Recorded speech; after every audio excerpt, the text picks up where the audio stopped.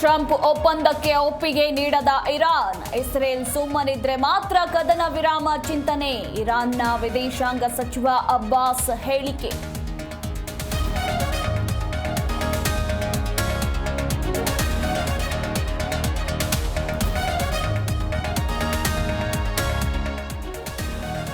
ರಾಜ್ಯದ ವಿವಿಧೆಡೆ ಲೋಕಾದಿಂದ ಭ್ರಷ್ಟರ ಬೇಟೆ. ಬೆಂಗಳೂರು, ಕಲಬುರಗಿ ಸೇರಿ 7 ಜಿಲ್ಲೆಗಳಲ್ಲಿ ರೇಡ್. 8 ಅಧಿಕಾರಿಗಳ ನಿವಾಸ, ಕಚೇರಿಗಳ ಮೇಲೆ ದಾಳಿ.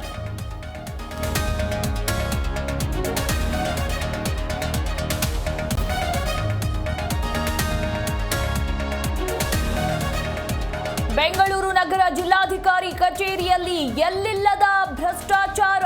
ಫೈಲ್ ಮೂವ್ ಆಗಲು ಕೊಡಲೇಬೇಕಂತೆ ಲಂಚ. ವಕೀಲರಿಂದ ಬೆಂಗಳೂರು ನಗರ ಡಿಸಿಗೆ ಲಿಖಿತ ದೂರು.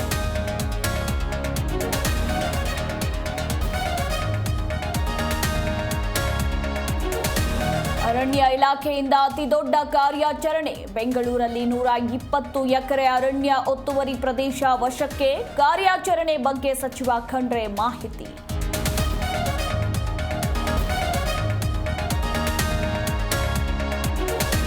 ಇಂದಿನಿಂದ ಕರ್ನಾಟಕದಲ್ಲಿ ಮುಂಗಾರು ಚುರುಕು. 14 ಜಿಲ್ಲೆಗಳಿಗೆ ಯೆಲ್ಲೋ ಅಲರ್ಟ್ ಘೋಷಣೆ. ಜೂನ್ 30ರವರೆಗೂ ಭಾರೀ ಮಳೆ ಸಾಧ್ಯತೆ.